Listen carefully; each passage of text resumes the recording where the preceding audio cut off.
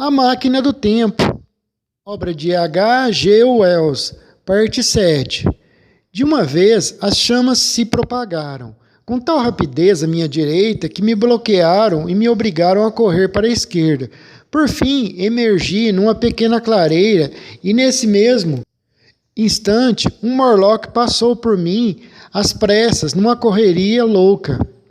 Eu ia agora presenciar o mais fantástico e pavoroso espetáculo que me foi dado ver nessa época futura. Com o clarão do incêndio, toda aquela área estava iluminada, como se fosse dia. No centro havia um monte, ou túmulos, coroado por um espinheiro seco. Mais adiante se via outro braço da mata em chamas, com enormes línguas amarelas já saltando e envolvendo completamente a clareira num anel de fogo. Sobre o monte se aglomeravam uns 30 ou 40 Morlocks, ofuscados pela luz e aterrorizados pelo calor. No seu aturdimento, rodavam para lá e para cá, chocando-se uns contra os outros. A princípio, não compreendi que eles estavam completamente cegos devido à claridade. Cheio de repulsa, atacava-os furiosamente com a barra de ferro, quando eles se aproximavam de mim. Feri vários e matei alguns. Mas quando vi um deles tateando miseravelmente embaixo do espinheiro e ouvi os seus gemidos, convenci-me de que estavam absolutamente impotentes e enceguecidos pela claridade do incêndio, acostumados que estavam à escuridão. Seus olhos eles não compreendiam aquela claridade, e seus olhos, não acostumados ao clarão, ao sol, a nada, pois viviam debaixo da terra, estavam completamente cegos. Entretanto, de vez em quando, um vinha na minha direção, provocando em mim um fremito de horror que me fazia afastar-me rapidamente do seu caminho. Houve um momento em que as chamas baixaram bastante, e eu receei que as horrendas criaturas não demorassem a poder ver-me. Pensei mesmo em passar logo à ofensiva e matar todos aqueles Morlocks antes que isso acontecesse, mas o incêndio recrudesceu e eu descansei o braço. Caminhei em torno do monte, evitando tocá-los, à procura de algum sinal de Ena. Mas Ena não estava ali. Por fim, sentei-me no alto de um montículo e fiquei observando aquele bando estranho e incrível de criaturas cegas que tateavam para cá e para lá, soltando gemidos, cada vez que viam o clarão das chamas. Espessos rolos de fumaça cobriam o céu e, através dos raros rasgões naquele dossel vermelho, brilhavam as pequeninas estrelas distantes, como se pertencesse a outro universo. 2 ou 3 Morlocks, as apalpadelas, vieram a esbarrar em mim, e eu os enxotei aos murros cheios de asco. Durante a maior parte desta noite, quis acreditar que tudo não passava de um mero pesadelo. Dei mordidas em mim mesmo e gritei na ânsia desesperada de acordar daquele sonho horrível. Bati com as mãos no chão, levantei-me, tornei a sentar. Vaguei de um lado para o outro e de novo me sentei. Depois esfreguei os olhos e roguei a Deus que me fizesse acordar. Por várias vezes vi um Morlock abaixar a cabeça numa espécie de agonia. Finalmente, por sobre o vermelho do incêndio que diminuía sobre os rolos de fumaça, sobre os troncos de árvores que iam perdendo o rubro e escureciam aos poucos, e sobre o número agora reduzido daquelas criaturas medonhas, raiou o dia. Tentei mais uma vez encontrar algum sinal de hiena, mas em vão. Não havia dúvida de que, na fuga, os Morlocks haviam abandonado seu pequenino corpo na floresta em chamas. Não posso descrever como me sentia aliviado pelo pensamento de que, assim, ela escaparia ao horrível destino que lhe parecia reservado nas mãos dos Morlocks. Nesse estado de espírito, quase me lancei a um massacre entre aquelas criaturas abomináveis e inermes que me cercavam, mas contive-me. O monte, como lhes disse, era uma espécie de ilha na floresta. O monte, como lhes dissera, era uma espécie de floresta. Do alto pude distinguir, entre as nuvens de fumaça, o palácio de porcelana, e desta forma foi-me fácil encontrar a direção para a esfinge branca. Então, mal o dia clareou, Mais um pouco, abandonando o resto daquelas almas danadas que continuavam a zanzar e a gemer, amarrei alguns punhados de ervas nos pés e saí manquejando por entre as cinzas fumegantes e os troncos negros que ainda ardiam por dentro, em direção ao esconderijo da máquina do tempo. Andava devagar, porque estava quase exausto, cocheava e sentia-me inteiramente arrasado com a morte horrível de Ena. Sua perda me parecia uma tragédia devastadora. Agora que estou aqui sentado nesta velha sala tão familiar, é mais aquela tristeza depois de um sonho do que a dor de uma perda verdadeira. Mas naquela manhã, a morte de Ena me deixava de novo absolutamente sozinho, terrivelmente só. Comecei a pensar nesta minha casa, nesta lareira, em alguns dentre vocês. E esses pensamentos me trouxeram uma saudade tão dolorosa. Enquanto caminhava por entre os restos fumegantes, sobre o brilhante céu da manhã, fiz uma descoberta. No bolso da calça havia ainda alguns fósforos soltos. A caixa devia ter se aberto antes de cair. Pelas 8 ou 9 da manhã, cheguei àquele mesmo assento de metal amarelo no alto da colina, de onde, na tarde de minha chegada, havia eu lançado um grande olhar sobre o mundo. Lembrei-me de minhas conclusões apressadas nessa tarde e não pude deixar de rir amargamente de minha confiança. Era a mesma bela paisagem, a mesma vegetação luxuriante, os mesmos palácios esplêndidos e magníficas ruínas, o mesmo rio prateado deslizando entre as margens férteis. As vestes alegres dos graciosos Elóis perpassavam aqui e ali entre as árvores. Alguns estavam tomando banho exatamente no lugar onde eu salvara Iena, e ao recordar tudo aquilo, senti uma punhalada no peito. Como borrões na paisagem, viam-se as pequenas cúpulas que levavam ao mundo subterrâneo. Eu compreendi agora o que estava escondido por debaixo de toda essa beleza do mundo exterior. Muito agradável era o dia dos Elóis, tão agradável como o dia do gado na pastagem. Como o gado não conheciam inimigos e tinham quem lhes provesse a todas as necessidades, e o fim deles era o mesmo. Doeu-me na alma pensar quão breve fora o sonho da inteligência humana. Ela se acabara, lançara-se resolutamente em busca de conforto e bem-estar de uma sociedade equilibrada, cuja divisa era segurança e estabilidade. Havia alcançado suas metas para chegar a isso. Em determinado momento, a vida e a propriedade deviam ter atingido uma segurança quase absoluta. Os ricos viram-se garantidos em sua riqueza e conforto. Os operários tiveram assegurados sua subsistência e seu trabalho. Por certo que, nesse mundo, não tinha havido mais nenhum problema de desemprego, nenhuma questão social não resolvida. Em seguida, seguira-se uma grande paz. É uma lei natural, por nós menosprezada, que a versatilidade intelectual é a compensação para as mudanças, os perigos e as dificuldades. Um animal em perfeita harmonia com seu meio torna-se uma perfeita máquina. A natureza nunca recorre à inteligência, a menos que o hábito e o instinto sejam insuficientes. Não há inteligência onde não há mudanças, nem necessidade de mudanças.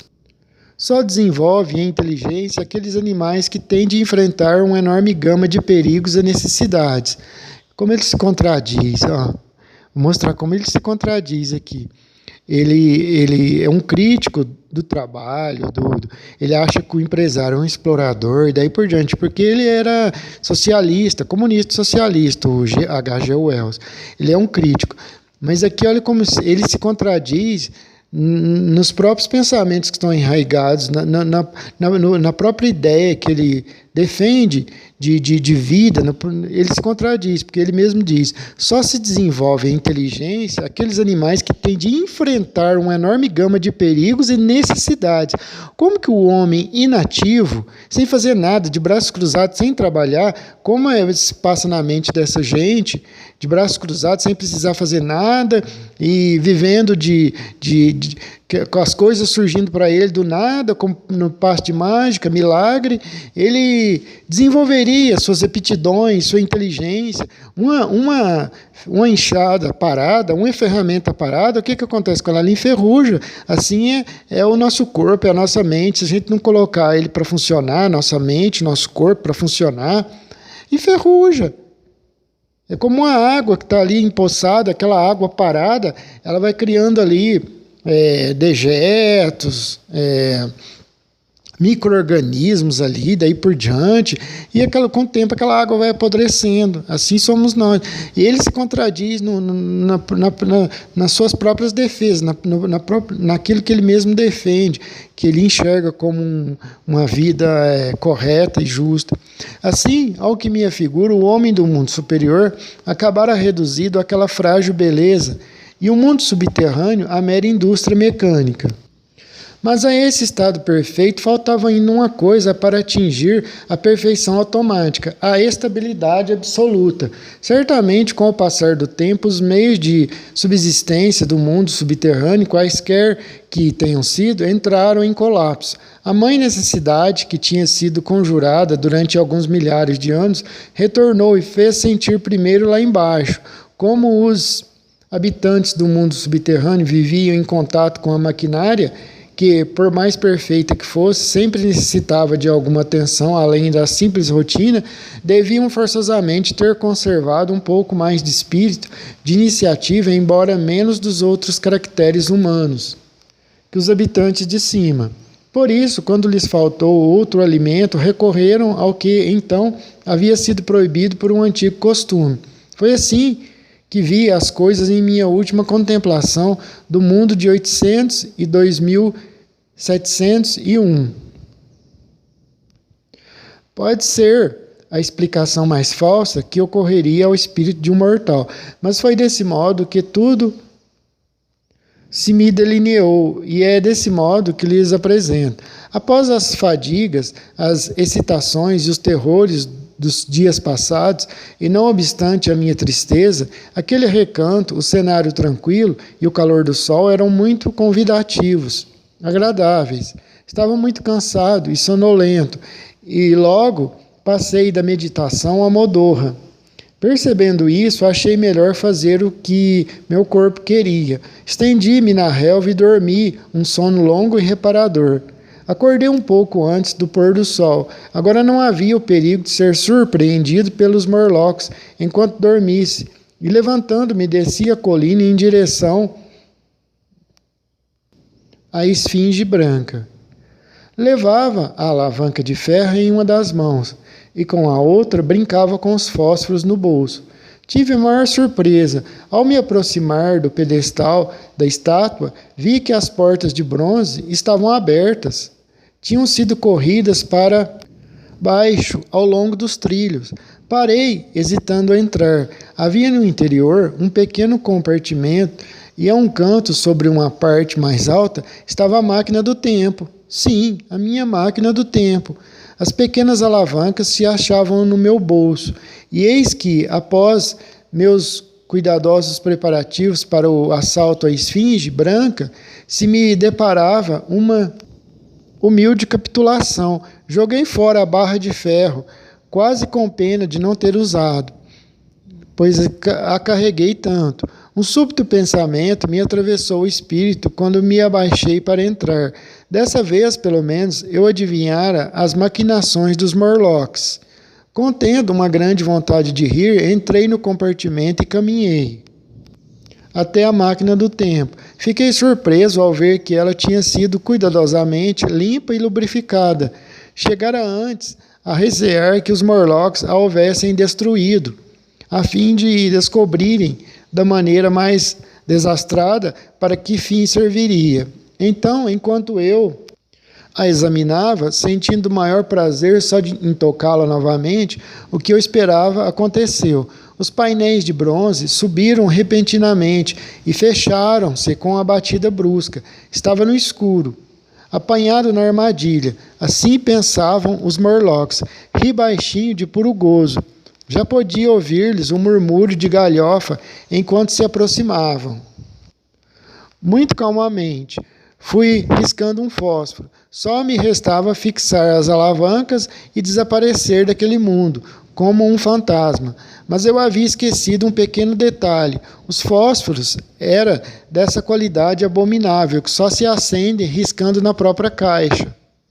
É fácil imaginar como perdi toda a minha calma. As pequenas feras já estavam sobre mim.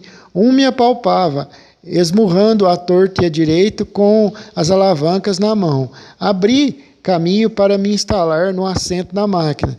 Não enxergava nada. Senti uma mão sobre mim, depois outra. Por fim, me vi obrigado a defender minhas alavancas contra esses dedos insistentes e, ao mesmo tempo, procurava acertar os pinos em que elas se encaixavam. Houve um momento em que quase as perdi. Quando uma delas escapuliu de minha mão, dei uma violenta cabeçada no escuro e pude ouvir o som da batida do crânio de um Morlock. Recuperaria. Essa última escaramuça foi, ao meu ver, um corpo a corpo, mais duro do que a luta na floresta. Finalmente consegui fixar a alavanca e acioná-la. As mãos que me agarravam como que escorregaram de meu corpo. As trevas se desfizeram diante de meus olhos. Agora me encontrava cercado da mesma luz baça e do mesmo rumor contínuo da viagem inicial. Já lhes falei do mal-estar e da confusão mental que acompanham uma viagem no tempo, certo? E desta vez eu não estava sentado como devia, e sim de través, e uma posição inevitável, instável. Por um prolongamento período, fiquei agarrado à máquina, enquanto ela jogava e vibrava, pouco preocupado em saber para onde ia, e quando me dispus a olhar para os mostradores, fiquei espantado ao descobrir que enorme distância no tempo havia percorrido. Um dos mostradores marca os dias, o outro os milhares de dias, um terceiro os milhões e um quarto os milhares de milhões. Acontece que, em vez de reverter as alavancas, eu as havia acionado no sentido de avançar. Quando olhei para os mostradores, verifiquei que o ponteiro de 1000 estava girando tão rapidamente como o ponteiro dos segundos de um relógio, e na direção do futuro. Enquanto eu dirigia, uma transformação especial se produziu no aspecto das coisas. Aquele cinza palpitante se tornou mais escuro. Depois, embora eu ainda viajasse a uma prodigiosa velocidade, a ofuscante sucessão dos dias e das noites, que normalmente indicavam uma redução da marcha, voltou e se tornou mais e mais pronunciada. A princípio, isso me deixou perplexo. A alternância de dias e noites ficou cada vez mais lenta, bem assim a passagem do sol através do firmamento, até que me pareceram prolongar-se durante séculos. Por fim, um crepúsculo contínuo baixou sobre a Terra, um crepúsculo apenas interrompido esporadicamente quando um cometa cortava com seu brilho o céu escuro. A faixa de luz que indicava o Sol havia, desde muito, desaparecido, pois o Sol tinha deixado de se pôr. Simplesmente subia e descia no oeste, e seu disco se tornara mais largo e mais vermelho. Não havia mais nenhum vestígio da Lua. O movimento circular das estrelas, cada vez mais vagaroso, dera lugar ao aparecimento de furtivos pontos de luz. Finalmente, pouco antes do momento em que parei, o sol, vermelho e enorme, se imobilizara sobre o horizonte, vasta abóbada brilhando com um calor morno e de vez em quando se apagando momentaneamente. Houve uma vez em que ele, por alguns instantes, voltou a luzir mais intensamente. porém retornou ao seu vermelho mortiço. Por essa diminuição do tempo entre o nascer e o pôr do sol, percebi que o movimento das marés havia deixado de existir. A terra entrara em repouso, com uma das faces voltadas constantemente para o sol, como hoje a lua em relação à terra, muito cautelosamente, pois me lembrava de minha queda de cabeça para baixo. Na vez anterior, comecei a reverter a marcha. Os giros dos ponteiros foram ficando cada vez mais lentos, até que os de 1000 pareceu imobilizar-se e os de dias deixou de ser uma simples névoa sobre o mostrador. Os ponteiros continuaram girando cada vez mais devagar, até que se tornaram visíveis os contornos indecisos de uma praia desolada. Parei muito suavemente e, sentado na máquina do tempo, corri os olhos em torno. O céu já não era mais azul. Para os lados do nordeste era negro como breu, e em meio às trevas cintilavam viva e ininterruptamente as brancas estrelas. Por cima de mim o céu tinha um tom vermelho escuro e não se via estrela alguma. Para os lados do sudoeste ia ficando cada vez mais vivo, até atingir um carmesim brilhante no ponto em que, cortado pelo horizonte, permanecia imóvel o imenso disco vermelho do sol. As rochas em volta de mim apresentavam uma dura cor avermelhada, e tudo quanto pude distinguir, a princípio como sinal de vida, foi a vegetação intensamente verde que cobria todas as elevações do lado sudeste. Era o mesmo verde luxuriante que vemos nos líquens e no musgo da floresta. Plantas que, como essas, crescem sobre um perpétuo crepúsculo. A máquina havia estacionado sobre uma praia em declive. O mar estendia-se para sudoeste e alteava-se até confundir-se com a brilhante linha do horizonte sobre um céu decorado. Nem ondas, nem arrebentação, pois não havia o menor sopro de brisa, só uma leve e viscosa ondulação, como o subir e o descer de uma respiração suave. Mostrava que o mar eterno ainda se agitava e vivia. E ao longo da praia, onde um dia as ondas tinham vindo quebrar-se, havia uma espessa incrustação de sal rósea sobre o lúrio do céu. Senti uma opressão na cabeça e notei que respirava muito depressa. Isso fez-me lembrar a minha única experiência de alpinismo e por aí deduzi que o ar devia estar bem mais rarefeito que hoje. Muito ao longe, no alto da encosta desolada, soou um grito rouco e avistei algo semelhante a uma descomunal borboleta branca que se lançou pelo declive e levantou o voo. Pairou um pouco no céu e desapareceu por sobre algumas elevações do terreno. O som desse grito me pareceu de tal forma tétrico que estremeci e me sentei mais firmemente sobre a máquina. Olhando de novo em torno de mim, notei já muito perto e movendo-se lentamente na minha direção uma coisa que antes me parecera um bloco de rocha avermelhada. Na realidade, era uma espécie de caranguejo monstruoso. Imagine um caranguejo do tamanho daquela mesa, com suas numerosas patas, arrastando-se desajeitadamente a balançar as enormes pinças e as imensas antenas, que mais pareciam reinos de cocheiro, ondulando e tateando. Os olhos pedunculados a me espiarem de cada lado da carantonha metálica. Seu casco era todo enrugado, cheio de moças de feio aspecto, salpicado aqui e ali de incrustações esverdeadas. Os incontáveis palpos de sua bocarra tremiam, tomando o faro.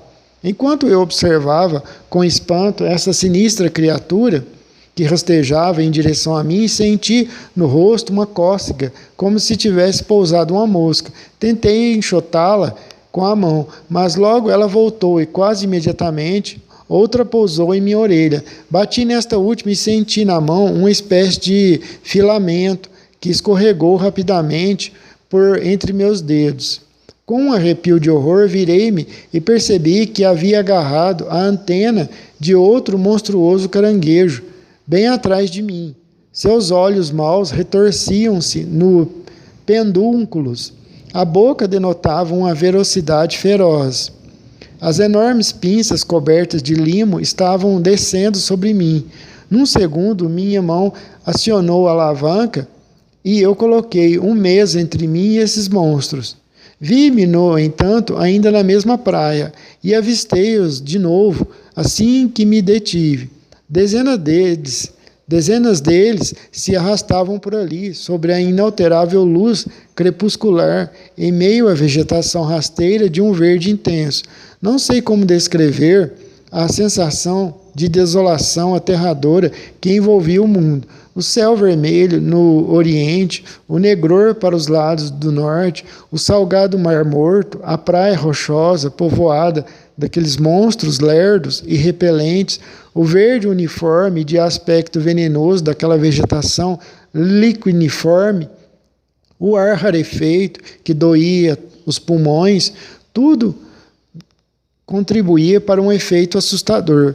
Avancei uma centena de anos e deparou-se-me o mesmo sol vermelho, um pouco maior, um pouco menos brilhante, o mesmo oceano moribundo, o mesmo ar glacial e os mesmos crustáceos a rastejar por entre o verde da vegetação e o vermelho das rochas. No sentido do oeste, vi uma pálida linha curva, como se fosse de uma lua imensa. Assim fui, viajando, parando de tempos em tempos, a intervalos de 1000 anos ou mais, impelido pelo mistério do destino da Terra, vendo com estranha fascinação o Sol tornar-se cada vez maior e mais apagado no ocidente e a vida neste velho planeta a declinar para o fim.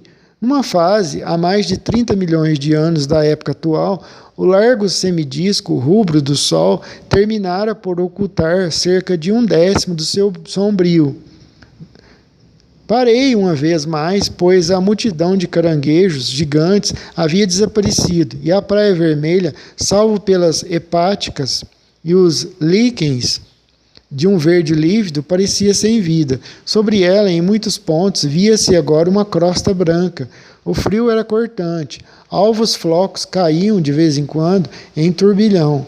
Para os lados do nordeste, sobre o fulgor das estrelas, num céu negro, brilhava o estendal de neve e sobre os topos das colinas aparecia um branco róseo. Ao longo da praia já existiam franjas de gelo. Bancos de gelo flutuavam no oceano, mas este, em sua maior extensão, ainda não se havia congelado de todo, e a luz daquele eterno crepúsculo era da cor de sangue.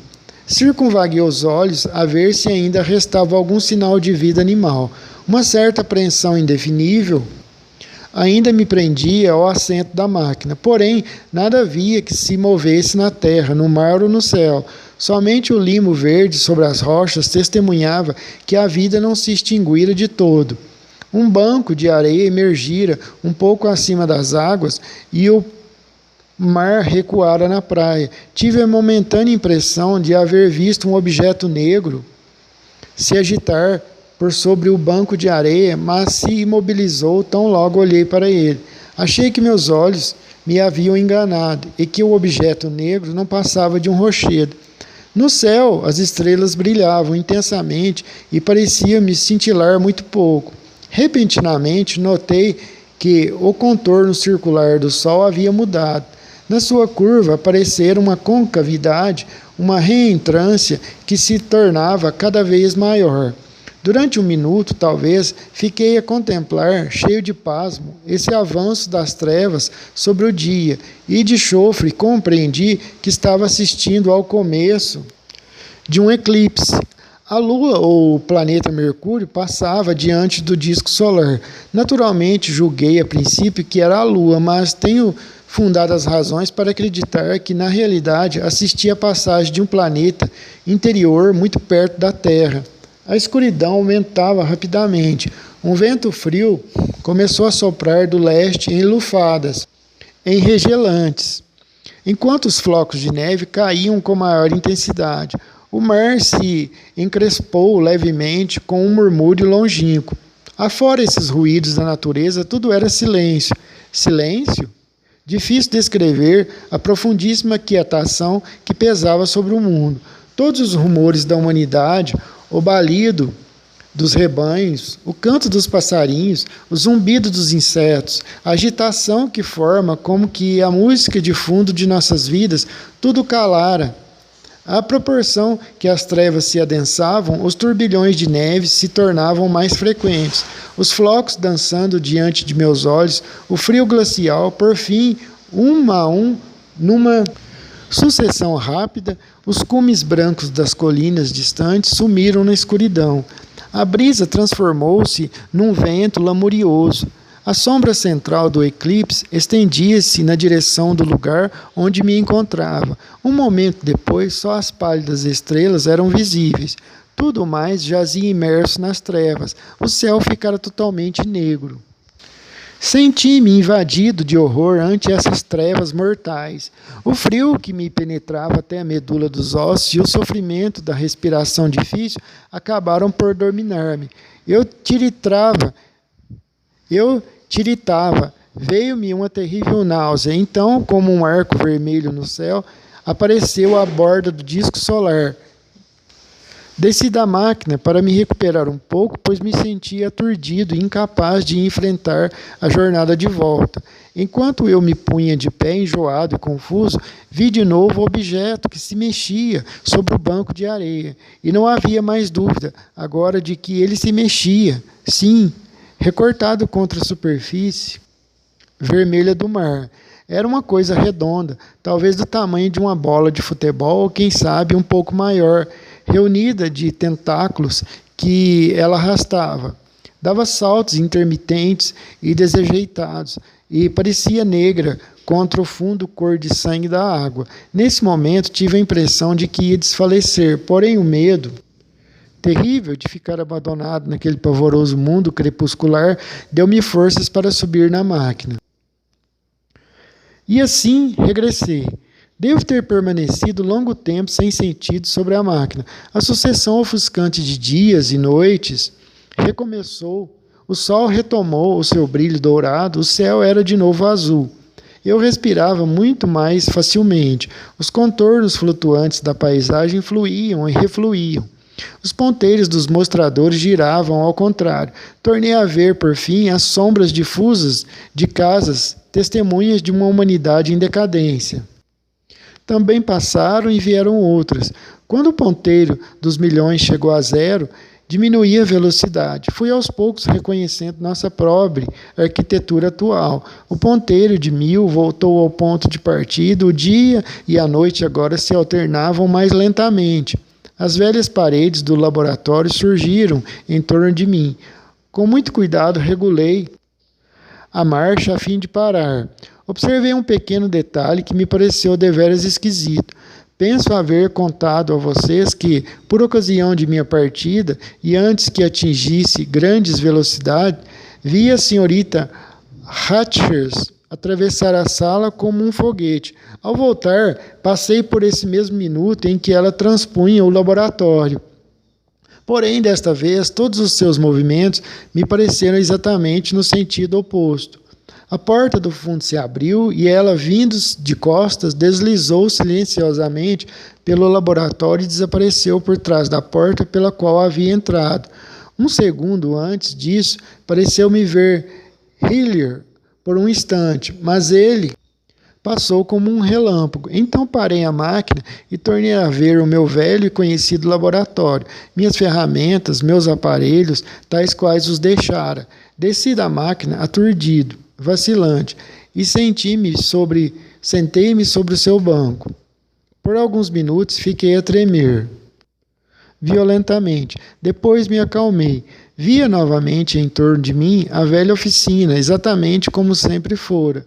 Eu devia ter adormecido ali e tudo não passara de um mero sonho.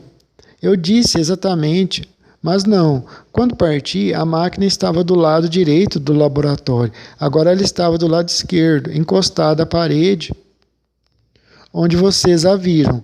Essa é justamente a distância entre o relvado onde parei e o pedestal da esfinge branca, para cujo interior os Morlocks a levaram.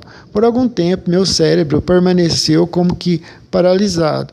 Levantei-me finalmente e vim pelo corredor até aqui, manquejando porque o calcanhar ainda me doía e sentindo-me desagradavelmente sujo. Vi a Pall Mall Gazette sobre a mesa perto da porta. Estava mesmo datada de hoje. Olhei para o relógio. Eram quase 8 horas. Escutei as vozes de vocês e o ruído dos pratos. Hesitei. Eu me sentia doente e muito fraco. Então senti um agradável cheiro de carne e abri a porta. O resto vocês já sabem.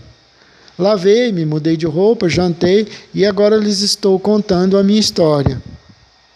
Sei, disse ele, após uma pausa, que tudo isso é para vocês absolutamente inacreditável. Para mim, o único fato inacreditável é estar aqui agora, nesta velha sala, contemplando os rostos de meus amigos e contando-lhes estas estranhas aventuras. Olhou para o médico. Não posso esperar que acreditem. Façam de conta que é uma história inventada ou uma profecia. Digam que eu dormi e tive um sonho na minha oficina. Ponderem que eu arquitetei essa ficção depois de entregar-me a especulações sobre o destino de nossa raça. Podem considerar minha declaração de que tudo é pura verdade, como um simples artifício para aguçar o interesse, partindo da suposição de que é apenas uma história. O que vocês acham? Pegou de seu cachimbo e começou, num gesto que lhe era habitual, a bater nervosamente com ele no guarda-fogo da lareira. Houve um silêncio momentâneo entre todos. Em seguida, as cadeiras começaram a ranger e os pés a alisar o tapete. Parei de olhar para o viajante do tempo e voltei-me para os seus ouvintes. Estavam na penumbra e diante de seus rostos bailavam pequenas volutas de fumaça. O médico parecia absorvido na contemplação do dono da casa. O redator-chefe fitava obstinadamente a ponta de seu charuto. O sexto, o jornalista, parecia atrapalhado